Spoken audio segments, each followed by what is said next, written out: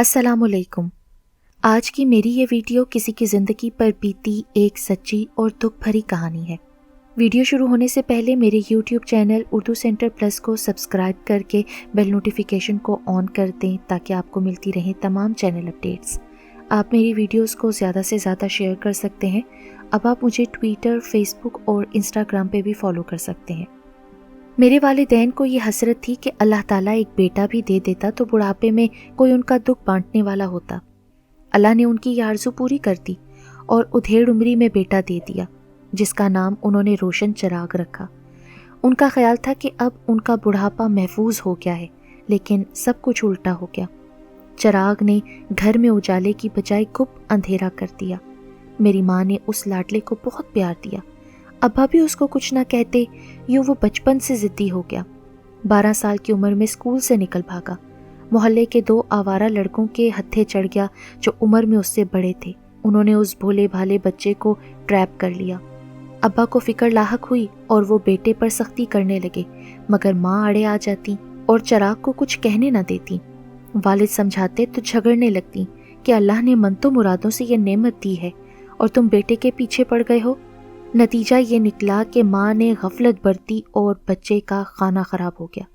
चिराग 17 बरस का था जब वालिद साहब की वफ़ात हो गई। उनकी वफ़ात को 2 माह भी ना हुए थे कि चिराग को जेल हो गई। एक रात किसी जुए के अड्डे पर पुलिस का छापा पड़ा। मेरा भाई भी वहाँ मौजूद था। यूँ वो हवालात चला गया। 3 दिन तक खबर ना हुई कि कहाँ है। अम्मा तो फिक्र में हलकान हुए जा रही थी। किसी ने दरवाज़ा खटखटाया। ये मोहल्ले का एक शरीफ आदमी था जो अबू मरहूम का दोस्त था। उसने बताया कि तुम्हारा लड़का हवालात में है, वो कुछ आवारा लड़कों के साथ पकड़ा गया है। अम्मा ने कलेजा थाम लिया। आप ही किसी तौर चिराग को रिहा कराने की कुछ तदबीर कर दें। बहन जी, ये काम मेरे बस का नहीं। तुम साबिर साहब के पास जाओ, वो मोहल्ले के साहिब हैसियत आदमी हैं और तुम्हारे मरहूम शोहर का एहतराम भी करते हैं। वो तुम्हारी मदद कर सकते हैं। ये कहकर वो चले गए। अम्मा का तो सुकून तहबाला हो गया था। सर पर बुर्का डाल रोती धोती उसी वक्त साबिर साहब के घर दौड़ी। किस्मत ऐसी कि वो किसी काम से लाहौर गए हुए थे। अम्मा आंसू पोंछती घर आ गई। 3 रोज़ बाद साबिर साहब की बेगम ने मुलाजिम लड़के को भेजकर कहलवाया कि आकर बात कर लें। अम्मा फिर भागी गई। साबिर साहब ने बात सुनी, तसल्ली दी और थाने चले गए। पता चला कि FIR कट चुकी है। बहरहाल उन्होंने कोशिश की, लेकिन पुलिस ने मज़ीद तफ्तीश की तो और भी राज खुले। छोटी मोटी चोरियां भी उनके खाते में थीं। दीगर कई गलत सलत कामों में ये लोग मुलव्विस थे। साबिर साहब का असर और रसूख काम ना आया और मेरे भाई को जेल हो गई। अभी बाप की कब्र की मिट्टी गीली थी कि ये अफताब पड़ गई। उसके बाद हालात ख़राब से ख़राब तर होते चले गए। घर में एक अब्बा ही कमाने वाले थे। मैंने FA कर लिया था। अम्मी ने साबिर साहब की बीवी से कहा, बेटा तो जेल चला गया है, सनोबर की कहीं नौकरी लगवा दें तो हमारा चूल्हा जलता रहेगा। उन बेचारी ने शोहर की मिन्नत समाजत की और उन्होंने अपने एक दोस्त शराफत साहब के नाम सिफारशी रुक्का लिख कर दिया कि बच्ची से कहो इनके पास चली जाए। ये मेरे दोस्त हैं, उम्मीद है कि मेरी बात नहीं टालेंगे। अम्मा ने रुक्का लाकर मुझे दिया और अगले दिन सुबह 8 बजे बुर्का ओढ़कर असनाद बैग में रखकर घर से निकल पड़ी। 9 बजे तक उनके ऑफिस पहुंच गई। यह वालिद की वफ़ात के बाद मेरा घर से बाहर पहला कदम था। ऑफिस बहुत शानदार था। सिफारशी खत मैंने चपड़ासी के हाथ अशरफ साहब को भिजवा दिया। चंद मिनट बाद चपड़ासी ने आकर बताया कि साहिब आपको बुला रहे हैं। धड़कते दिल के साथ उनके कमरे में पहुंची। उन्होंने मुझ पर एक नज़र डाली और कहा कि बैठ जाइए। मैं बैठ गई। उन्होंने मेरी असनाद पर सरसरी निगाह डाली और फिर किसी साहब को बुलाया। वो भी 2 मिनट में हाजिर हो गए। कहा कि इनके लिए लेटर टाइप कर दो और कमरा बता दो। फिर मुझसे मुखातिब हुए, तुम्हें हमीद साहब काम समझा देंगे, चाहो तो आज से ज्वाइन कर लो। यकीन ना आ रहा था कि इतनी जल्दी मुलाजमत मिल जाएगी। अपनी खुशकिस्मती पर हैरान थी।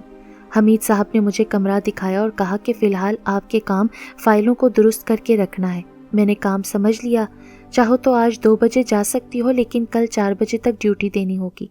जी सर, मैंने ये कहा और कुर्सी पर बैठ गई। ज़रा देर बाद पियन मेरे लिए चाय लेकर आ गया। कहने लगा कि मेरा नाम ज़मान खान है, मैं यहाँ 5 साल से काम करता हूँ। साहब अच्छे हैं, मेहरबान हैं, लेकिन लापरवाही पसंद नहीं करते। कुछ देर बाद हमीद साहब मेरे कमरे में आए। उनके हाथ में तकर्ररनामा था। मेरे हवाले किया और बोले कि पढ़कर 2 बजे तक भिजवा दें। सरसरी सी नज़र डाली। तनख्वाह तवक्का से बढ़कर थी। मैंने उसी वक्त साइन कर दिए। بہت خوش خوش گھر آئی، امی کو فکرمند پایا، بولی کہ صبح کی گئی ہو دوپہر کو آ رہی ہو، اتنی دیر کیوں کر دی؟ میں نے ماں کو بتایا کہ مجھے اچھی ملازمت مل گئی ہے۔ انہوں نے اللہ کا شکر ادا کیا، کہنے لگی بھٹکنا نہیں پڑے گا۔ ماں خوش تو تھی لیکن ایک اداسی کا عنصر بھی تھا، شاید انہیں اپنا بیٹا یاد آ رہا تھا۔ گھر میں ہم صرف خواتین تھیں، لے دے کے ایک صابر صاحب تھے جو 2 ماہ بعد چراغ سے ملاقات کے لیے کبھی اپنے ڈرائیور یا کسی اہلکار کو بھیج دیا کرتے تھے۔ خود وہ بہت کم جاتے، البتہ جیلر سے فون پر چراغ کے بارے میں رابطے میں رہتے۔ جب میں نے ڈیوٹی جوائن کر لی تو کمپنی کے مالک کی عنایتیں دیکھ کر حیران ہو گئی، سوچتی تھی کیا مالک اس قدر مہربان اور اچھے ہو سکتے ہیں۔ ایک روز وہ آفس معائنے پر آئے، میں کام میں گم تھی، 2 منٹ کمرے میں ٹھہرے اور چلے گئے۔ تھوڑی دیر بعد انہوں نے حمید صاحب سے مجھے کہلوا بھیجا کہ وہ مجھے بلا رہے ہیں۔ میں سمجھی مجھ سے کوئی غلطی ہو گئی ہے، ڈرتے ڈرتے ان کے سامنے پیش ہو گئی۔ تنہا بیٹھے تھے، پوچھا مس صنوبر کام مشکل تو نہیں؟ جی نہیں سر، کام آسان ہے۔ کہنے لگے دراصل صابر میرا اچھا دوست ہے اور میں نے ان کی سفارش پر تمہیں رکھا ہے، اسی لیے چاہتا ہوں کہ تمہیں کوئی پریشانی نہ ہو۔ فی الحال یہ کام دیا ہے، بعد میں کوئی دوسرا کام دے دوں گا تاکہ تمہاری تنخواہ میں اضافہ ہو جائے۔ مجھے لگا کہ وہ مجھے تسلی دے رہے ہیں، میرا حوصلہ بڑھا رہے ہیں۔ میں نے ان کی باتوں کو شفقت پر محمول کیا۔ کچھ دنوں بعد انہوں نے پھر مجھے بلایا، کہنے لگے مس صنوبر میں نے آپ کے لیے زیادہ بہتر پوسٹ نکال لی ہے۔ اپنے کمرے سے ملحقہ حصے کی جانب اشارہ کیا۔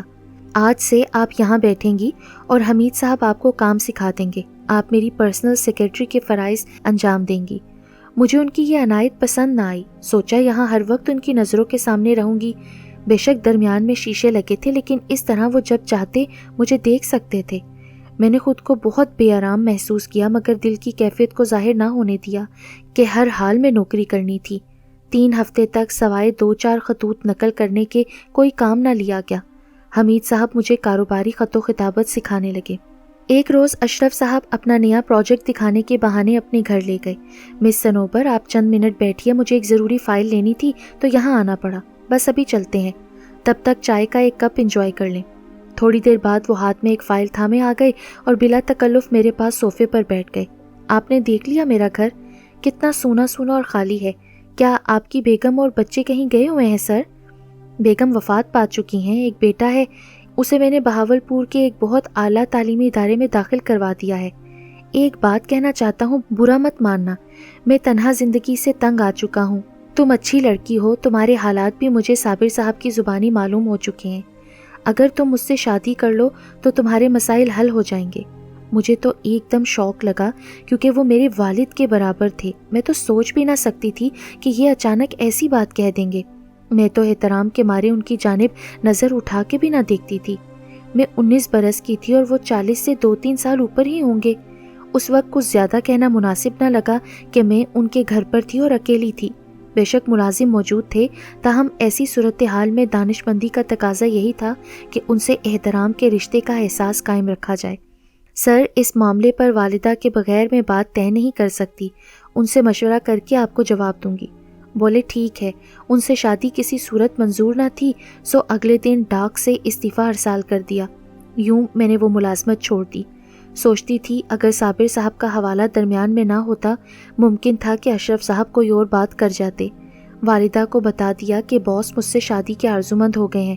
میں نے انہیں اپنی والد کی طرح ایک شفیق ہستی سمجھا تھا، اب ان کا سامنا کرنا محال ہے۔ ٹھیک ہے بیٹی، میں خود بھی نہیں چاہتی کہ تم ہماری خاطر خود کو قربان کر دو۔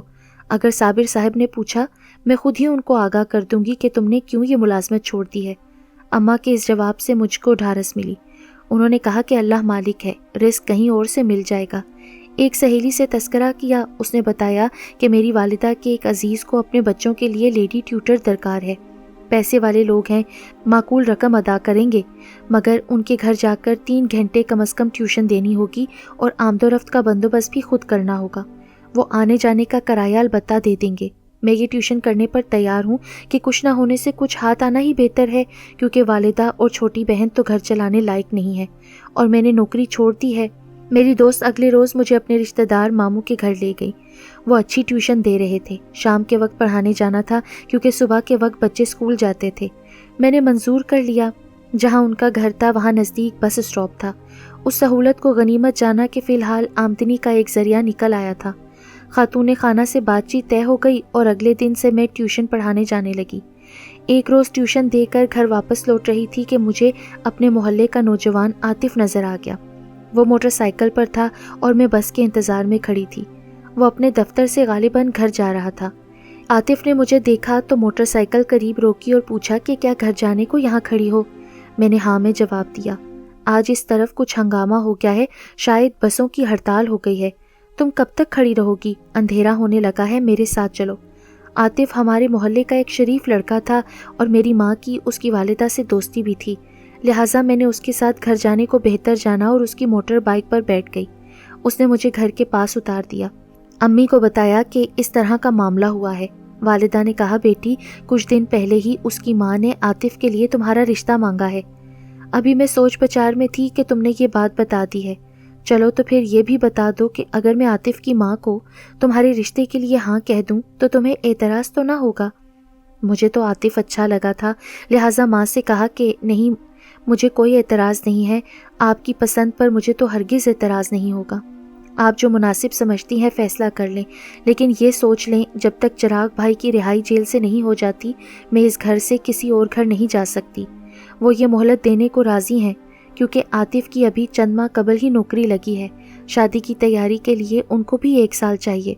वालिदा की इस बात से मेरे दिल को सुकून नसीब हुआ। 2 दिन बाद ट्यूशन पढ़ाकर लौट रही थी कि आतिफ आ गया। कहा कि ये सुनसान सा इलाका है, तुम्हें सड़क तक आते 10 मिनट लग जाते हैं। बस के इंतज़ार में खड़ी रहोगी तो रात हो जाएगी। यही सोचकर तुम्हें लेने आ गया हूँ।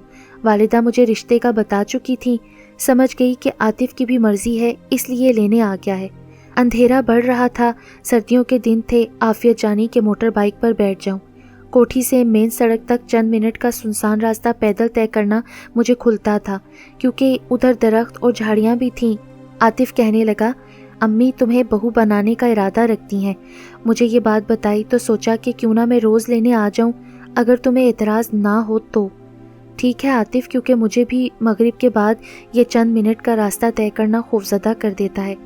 अभी हम ये बात कर रहे थे कि एक गाड़ी हमारे सामने से आती दिखाई दी, जिसकी लाइटें हम दोनों पर पड़ी तो आतिफ ने मोटरसाइकिल दाएं तरफ कर ली। तेज़ रोशनी की वजह से बस इसी कदर देख सकी कि ये गाड़ी उसी घर की थी जिस घर ट्यूशन देने जाती थी। कौन चला रहा था ये नहीं देख पाई। गाड़ी आनन फानन हमारे पास से गुजर गई।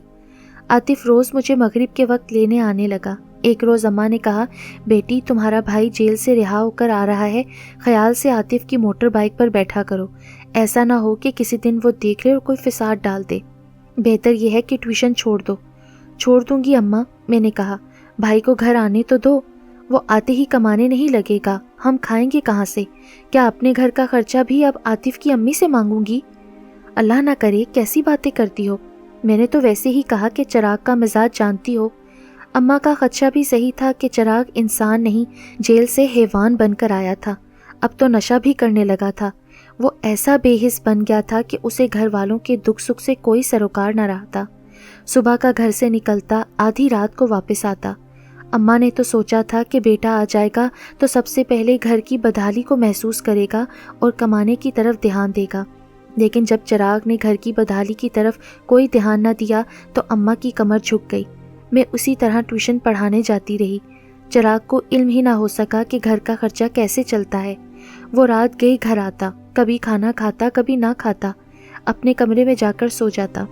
एक रोज़ मैं पढ़ाने गई, बच्चे और माँ बाप घर पर ना थे। बच्चों का चचा मौजूद था। वापस जाने लगी तो आगे बढ़कर उसने रास्ता रोक लिया। ज़रा देर को दम तो ले लो, दूर से आई हो, ऐसी भी क्या जल्दी है? बच्चे और भाई आने ही वाले हैं। रास्ता छोड़िए मेरा, मुझे उनका इंतज़ार नहीं करना। बड़ी शरीफ बनती हो। ये तो बताओ कि उस रोज़ सड़क किनारे अंधेरे में तुम किसके साथ मोटर बाइक पर थीं? इस बात से आपका क्या सरोकार? तुम हमारे घर ट्यूशन पढ़ाने आती हो तो ये मामला हमसे ताल्लुक़ रखता है ना? क्या वो शख्स तुम्हारा भाई है जो लेने आता है? तंग आकर कह दिया कि वो मेरा मंगेतर है। क्या कोई एतराज़ है? हाँ है, ये मेरा ज़ाती मामला है। ये कहकर मैं तेज़ी से उनके घर से निकल पड़ी। अभी वापसी का वक्त नहीं हुआ था तभी आतिफ मुझे लेने नहीं आया था। मजबूरन पैदल बस स्टॉप की तरफ चल दी। सुनसान रास्ते पर तेज़ी से जा रही थी कि एक गाड़ी ने मेरा रास्ता काटा। मुझे अपने कदमों की रफ्तार को थामना पड़ गया। گاڑی رک گئی اور دونوں جوان اتر کر میری طرف آئے جبکہ ایک کار میں ہی بیٹھا رہا۔ ہم سے لفٹ لے لو، پیدل کیوں جا رہی ہو؟ انہوں نے کہا۔ میں ایرو گیرو سے لفٹ نہیں لیتی۔ بہت خوب، ہم ایرے گہرے ہیں، ارے ہم کو اپنا ہی سمجھو۔ سمجھ گئی کہ وہ بدماش مجھے اکیلی دیکھ کر تنگ کر رہے ہیں۔ کچھ خوفزدہ بھی ہو گئی، یا اللہ مدد کرنا۔ یہی سوچ رہی تھی کہ ایک موٹر سائیکل قریب آ کر رکی۔ یہ عاطف تھا۔ میری تو جان میں جان آ گئی، دوڑ کر بائک پر بیٹھ گئی۔ اللہ کا شکر ہے تم آ گئے عاطف، یہ لوگ مجھ کو اکیلا دیکھ کر تنگ کر رہے تھے۔ جو ہی اس نے بائک سٹارٹ کی، گاڑی سے ایک اور شخص بھی نکل آیا۔ دوڑ کر وہ سامنے آ گیا۔ عاطف نے بمشکل بائک کو کنٹرول کیا ورنہ شاید ہم دونوں گر پڑتے۔ اس آدمی نے روک لیا اور عاطف سے مخاطب ہوا۔ اوئے، کیا یہ تیری بہن ہے کہ سرے راہ اس کو اچک لیا ہے؟ میری تو بہن نہیں ہے، شاید تیری ہو، عاطف نے غصے سے جواب دیا۔ اس جگہ گھنے درختوں کی وجہ سے اندھیرا سا تھا کیونکہ اسٹریٹ لائٹ بھی آف تھی۔ میں نے چہرے پر نقاب کر لی تھی، سو جس نے موٹر بائک روکی وہ مجھ کو پہچان نہ سکا، لیکن میں نے اس کی آواز سے پہچان لیا کہ یہ میرا بھائی چراغ ہے۔ اسی دم اسٹریٹ لائٹ آن ہو گئی، روشنی ہو گئی تو میں نے نقاب الٹ دیا۔ دو گنڈے عاطف سے الجھ رہے تھے۔ چراغ نے مجھے بازو سے پکڑا۔ اس کا ارادہ مجھ کو گھسیٹ کر گاڑی کی طرف لے جانے کا تھا کہ نقاب الٹنے سے میری صورت پر روشنی پڑ گئی اور اس نے مجھے پہچان لیا۔ تم یہاں کیا کرنے آئی تھیں اس وقت یہاں؟ اور یہ لڑکا کدھر لے جا رہا تھا یہ تمہیں؟ یہ عاطف ہے، اللہ نے مجھے ان گنڈوں سے بچانے کو اسے ادھر بھیجا ہے۔ اور تم میرے سگے بھائی ہو، شرم نہیں آتی تم کو؟ کیا سمجھ کر تم میری طرف بڑھے تھے؟ اپنی ہی بہن کو گنڈوں کے حوالے کرنے کے لیے؟ یہ الفاظ چراغ پر انگاروں کی طرح پڑے اور اس نے مجھے ایک زور کا تھپڑ رسید کرتے ہوئے کہا، بے شرم، تو یہ تو تھی، ایک غیر لڑکے کے ساتھ اس سنسان جگہ گھومتی پھر رہی تھی؟ ادھر چراغ کی گرفت میں میرا بازو تھا اور ادھر دو گنڈے عاطف کو پیٹ رہے تھے۔ جب اس کے چہرے سے خون بہنے لگا وہ اسے چھوڑ کر ہماری طرف آئے۔ ہاں بھائی، شکار آ گیا چراغ، بکواس بند کرو، چراغ گرایا، اور دفع ہو جاؤ یہاں سے، اس نے ڈانٹ کر ان سے کہا۔ وہ حیران اس کا منہ دیکھنے لگے، پھر ایک نے دوسرے سے کہا، کیا ہو کیا ہے اسے؟ بہن ہے یہ میری، یہ کہہ کر اس نے عاطف کے ہاتھ سے گری موٹر بائک کی چابی سڑک سے اٹھا لی اور مجھے کہا، بیٹھو اس پر، گھر چل کر میں نمٹتا ہوں تم سے۔ عاطف سڑک پر چہرے سے لہو پونچھتا رہ گیا اور چراغ مجھے عاطف کی سواری پر بٹھا کر گھر آ گیا۔ گھر کی دہلیز پر آ کر اس نے اس قدر زور سے صحن کی طرف مجھے دھکا دیا کہ میں سامنے پڑی چارپائی پر بیٹھی اماں کے اوپر جا کر گری۔ تبھی ان کے منہ سے چیخ نکل گئی، چراغ یہ کیا کر رہا ہے تو؟ چراغ اپنے حواسوں میں کب تھا؟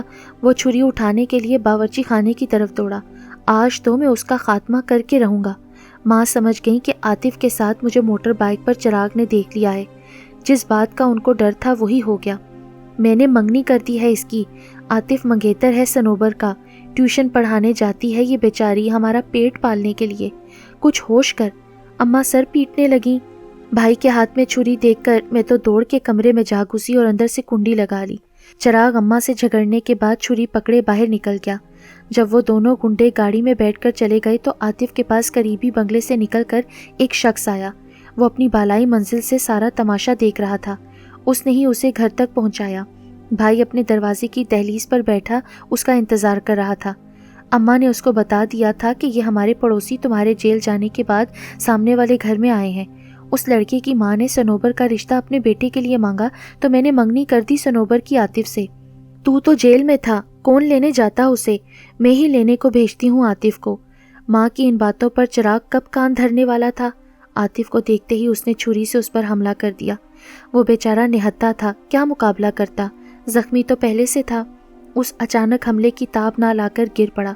یوں میرا بے حس بھائی، جس کو یہ غیرت نہ تھی کہ کما کر کھلاتا، نام نہاد غیرت کی وجہ سے ایک نیک ارادہ رکھنے والے لڑکے کا قاتل بن گیا اور لمبی مدت کے لیے جیل چلا گیا۔ میرا گھر بسانے، سکون سے زندگی گزارنے کا خواب ہی رہ گیا اور میں ماں اور بہن کا پیٹ پالنے کو در در کی ٹھوکریں کھاتے کھاتے بالآخر ایک نرس بن گئی۔ باقی زندگی مریضوں کی دیکھ بھال میں کٹی، یہاں تک کہ جب بھائی سزا کاٹ کر آیا تو ماں مر چکی تھی، چھوٹی بہن کی میں نے شادی کر دی تھی اور چراغ جیل سے ایسا مرض لگا کر آیا کہ وہ 1 سال بھی نہ جی پایا۔ اس کو اسپتال میں داخل کرایا لیکن اس کا مرض لا علاج تھا۔ بالآخر میرے اکلوتے بھائی نے میرے ہی ہاتھوں میں دم دے دیا۔ جس دن اس نے عاطف پر چھری سے وار کیے تھے اور جیل گیا تھا، اس دن میں بہت روئی تھی اور جس دن وہ اس دنیا سے رخصت ہوا اس روز بھی میں پھوٹ پھوٹ کر روئی تھی۔ بے شک وہ میری خوشیوں کا قاتل تھا، مگر تھا تو میرا بھائی ہی نا۔ اگر جیتا رہتا تو یہی بات کافی تھی کہ میرا اس دنیا میں کوئی رشتہ باقی ہے۔ یہ جھوٹی آس بھی منو مٹی تلے جا سوئی، یہ جھوٹی آس بھی منو مٹی تلے جا سوئی۔ اب میں اکیلی جینے پر مجبور تھی۔ نوکری کرتی رہی یہاں تک کہ بڑھاپے نے آ لیا۔ سر شکر کہ سرکاری اسپتال میں نوکری ملی تھی۔ آج پینشن ہی میرا سب کچھ ہے کہ 2 وقت کی روٹی بغیر کسی کے آگے ہاتھ پھیلائے مل جاتی ہے۔ اگر یہی انسان کی زندگی ہے تو یہی زندگی میرا بھی انعام ہے۔ یہی سوچتی ہوں کہ زندگی نے تو بہت روک دیے، شاید موت کے بعد کبھی نہ ختم ہونے والی زندگی میں کچھ چین نصیب ہو۔